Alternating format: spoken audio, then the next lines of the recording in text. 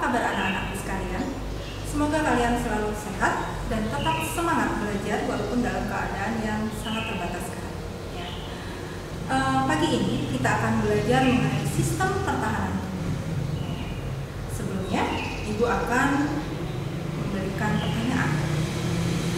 Apakah kalian pernah bersin?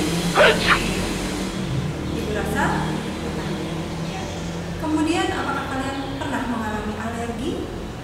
Pernah. Bersin dan alergi merupakan salah satu reaksi tubuh ya, untuk mengeluarkan mikroorganisme yang berpotensi untuk merugikan tubuh. Nah, di dalam sistem pertahanan tubuh kita akan mempelajari apa yang menyebabkan semua itu bisa terjadi. Oke, kita mulai dari pengertian sistem pertahanan tubuh. Sistem pertahanan tubuh adalah sistem yang berperan dalam mengenal, menghancurkan, serta menetralkan benda-benda asing yang masuk ke dalam tubuh ataupun sel-sel abnormal yang memiliki potensi untuk merugikan bagi tubuh ya.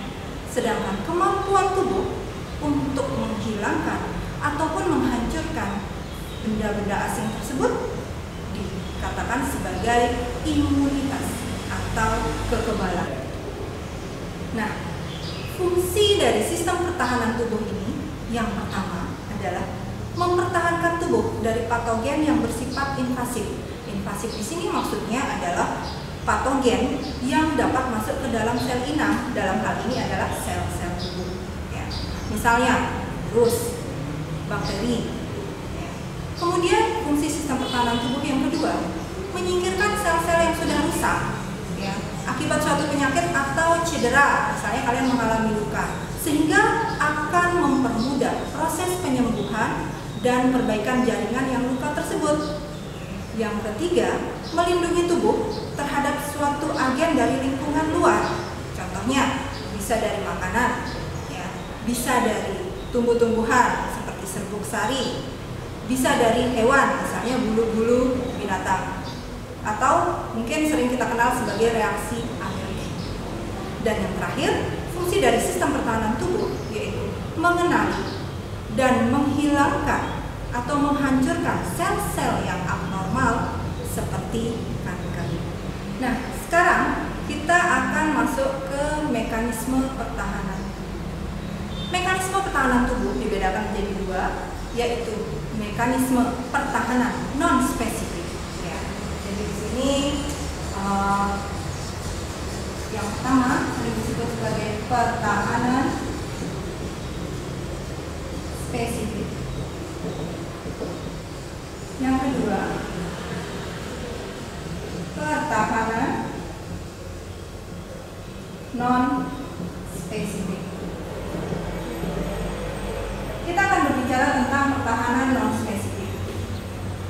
Pertahanan non spesifik merupakan imunitas atau kekebalan bawaan yang kita miliki sejak lahir. Ya, maaf. Jadi di sini pertahanan ini sering dikatakan sebagai non spesifik karena tidak ditujukan untuk melawan antigen yang spesifik atau yang tertentu. Ya. Tapi dia akan bisa memberikan respon langsung terhadap berbagai antigen untuk melindungi tubuh. Ya. Contohnya yang spesifik alami itu bisa ada di lisozim yang ada di kelenjar air mata, kelenjar ludah, kemudian yang ada di beberapa asam atau HCl yang ada di lambung. Pertahanan non-spesifik ini juga meliputi pertahanan fisik, kimia, dan mekanis. Ya. Kita lihat satu-satu. Pertahanan fisik, kimia, dan mekanis terhadap agen infeksi, ya, itu komponennya meliputi kulit. Ya. Jadi kulit yang sehat dan utuh itu merupakan garis pertahanan pertama terhadap antigen. Sebaliknya, kulit yang rusak atau hilang, misalnya karena kalian terluka, ya, itu dia dapat meningkatkan resiko infeksi. Luka yang sangat kecil jarang menyebabkan infeksi yang parah, karena jika luka kecil dapat diatasi dengan respon imunitas yang dimiliki oleh kulit. Kemudian yang kedua, ada membran mukosa. Membran mukosa itu membran yang melapisi permukaan dalam tubuh, jadi akan mensekresikan mukus sehingga dapat menangkap antigen atau zat-zat asing, menutup jalan masuk ke sel-sel epitel. Ya. Contohnya, misalnya ketika kita secara tidak sengaja saluran pernapasan kita kemasukan partikel ya yang berukuran besar, maka otomatis tubuh akan merespon dengan bersin atau batuk. Dengan demikian, partikel kecil dan mikroorganisme itu nanti akan keluar.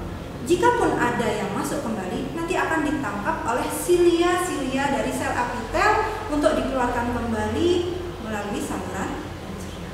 Oke, kemudian ada cairan tubuh yang mengandung zat kimia antimikroba. Nah, zat kimia ini membentuk lingkungan yang buruk bagi beberapa mikroorganisme. Contohnya, lisozim. Lisozim terkandung dalam keringat, ludah, air mata, dan beberapa juga ada di ASI. Nah, semuanya dapat menghancurkan lapisan peptidoglikan dinding sel dari bakteri. Jadi, di sini air mata, kelenjar ludah, ya, itu turut juga dalam perlindungan infeksi. Oke, jika tadi kita sudah berbicara tentang pertahanan non-spesifik yang pertama, kita akan berbicara pertahanan non-spesifik yang kedua. Di sini ada fagositosis. Masih ingat apa itu fagositosis? Ya. Fagositosis merupakan garis pertahanan kedua bagi tubuh terhadap agen infeksi. Ya. Proses fagositosis itu meliputi sel darah putih ya, yang akan menelan patogen atau bibit penyakit, kemudian membawanya ke dalam vakuola yang ada di dalam sitoplasma sel tersebut, lalu mencerna dengan bantuan enzim litik. Ya. Nah, proses ini dilakukan oleh sel darah putih. Biasanya dalam hal ini jenisnya bisa neutrofil atau makrofag. Kemudian ada inflamasi atau peradangan. Ya. Inflamasi adalah reaksi lokal jaringan terhadap infeksi atas cedera atau luka. Ya. Penyebabnya bisa karena kulit terbakar, keracunan, paparan dari bakteri atau gigitan serangga, ya, atau mungkin terbentur. Ya.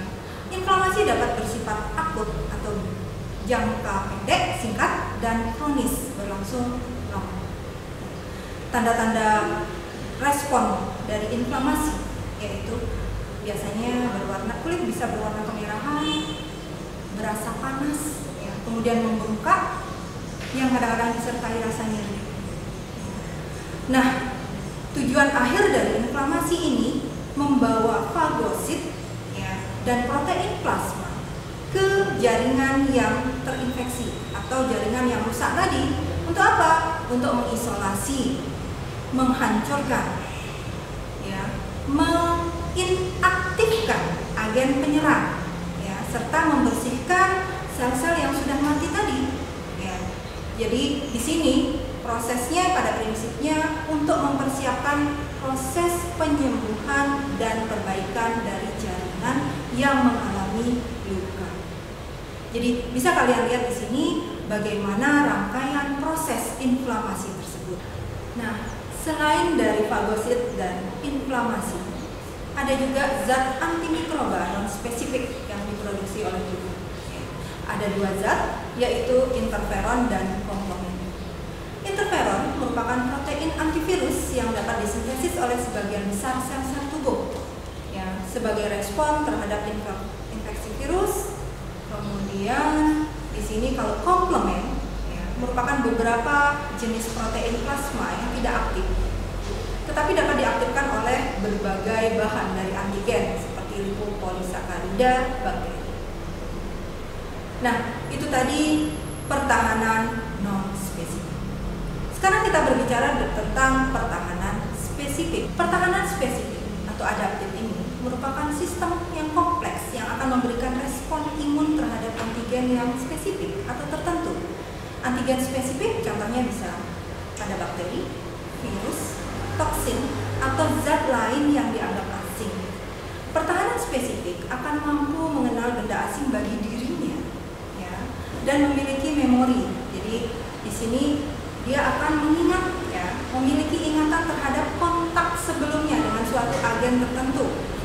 Benda asing yang pertama kali terpajang dalam tubuh akan segera dikenal dan menimbulkan sensitasi atau kontak yang pertama kali, sehingga jika antigen yang sama masuk ke dalam tubuh untuk kedua kalinya, maka akan segera dikenali dan dihancurkan dengan lebih cepat. Itu pertahanan spesifik. Pertahanan spesifik dibedakan menjadi dua macam, yaitu imunitas yang diperantarai oleh antibodi dan imunitas yang diperantarai oleh sel. Imunitas yang diperantarai oleh antibodi disebut sebagai imunitas humoral, yang melibatkan pembentukan antibodi oleh sel-sel plasma, khususnya limfosit B. Sementara itu, imunitas seluler melibatkan pembentukan limfosit T, yang secara langsung akan menyerang antigen. Sekarang kita akan berbicara mengenai komponen respon imunitas spesifik. Respon imunitas spesifik itu melibatkan dua komponen. Yang dari tadi mungkin pada awalnya kalian gitu, ini yang disebut ibu antigen, antibodi itu apa sih? Nah, respon imunitas spesifik melibatkan antigen dan antibodi. Antigen adalah zat yang merangsang respon imunitas, terutama dalam menghasilkan antibodi. Biasanya berupa zat dengan beberapa molekul besar seperti protein dan polisakarida. Kita ketahui bahwa permukaan bakteri itu mengandung banyak sekali protein dan polisakarida yang bersifat antigen, sehingga antigen dapat berupa bakteri, virus, protein, karbohidrat, sel-sel kanker, atau racun. Nah, antigen ini memiliki dua bagian pokok, yaitu ada yang disebut sebagai determinan antigen dan hapten. Bisa kalian lihat ya, determinan antigen yang seperti ini, ya, pengertiannya. Kemudian hapten, ya, hapten seperti ini, ya. Kemudian di sini sudah ada penjelasan. Kemudian ada antibodi. Antibodi merupakan protein larut yang dihasilkan oleh sistem imunitas sebagai respon terhadap keberadaan suatu antigen, ya, yang akan bereaksi dengan antigen tersebut. Jadi antibodi merupakan protein plasma yang sering dikenal dengan nama imunoglobulin. Jadi di sini disingkat sebagai IG. Kalian lihat juga di sini ada berbagai macam IG beserta fungsi. Oke, jika tadi kita sudah berbicara mengenai komponen respon imunitas spesifik, maka kita sekarang akan berbicara mengenai jenis imunitas atau kekebalan. Jenis imunitas terhadap penyakit atau patogen itu dapat dibedakan menjadi dua, yaitu imunitas aktif dan imunitas pasif. Imunitas aktif dapat diperoleh akibat kontak langsung dengan toksin atau patogen, sehingga tubuh merespon dengan memproduksi antibodinya sendiri. Contohnya, ada imunitas aktif alami. Di sini biasanya bersifat seumur hidup. Ketika seseorang terpapar satu jenis penyakit, kemudian sistem imunitas memproduksi antibodi, maka bisa berlangsung seumur hidup, sehingga dikatakan sebagai imunitas aktif alami. Kemudian ada imunitas aktif buatan atau induksi, ya. Jadi di sini biasanya ya, berupa vaksin. Vaksin adalah bibit penyakit yang sudah dilemahkan. Jadi racunnya itu sudah diubah sehingga dapat merangsang tubuh untuk memproduksi antibodi sendiri, tapi tidak akan menyebabkan penyakit. Ya. Contoh vaksin BCG, ya. Kemudian DPT. Nah, ada lagi imunitas pasif. Imunitas pasif juga dibedakan menjadi dua. Ada yang pasif alami dan pasif. Imunitas pasif alami biasanya diperoleh melalui pemberian ASI kepada bayi. Jadi saat itu imunoglobulin dari ibu masuk ke plasenta, ya, sehingga dapat memberikan kekebalan sementara untuk beberapa minggu atau beberapa bulan setelah bayi dilahirkan. Sedangkan imunitas pasif buatan biasanya melalui injeksi antibodi di dalam serum. Nah, serum ini bisa dihasilkan dari orang ataupun hewan yang sudah kebal karena pernah terpapar oleh antigen tertentu. Contoh, antibodi dari kuda itu kebal terhadap gigitan ular sehingga dapat diinjeksikan kepada manusia yang digigit oleh ular yang sejenis. Ibu rasa untuk pembelajaran kali ini cukup sampai di sini. Insya Allah nanti kita lanjutkan pada pertemuan berikutnya. Tetap semangat belajar, jaga kesehatan, ya. Dan jangan lupa latihan soal bisa kalian lihat di alamat yang tertera di bawah. Terima kasih semuanya. Assalamualaikum warahmatullahi wabarakatuh.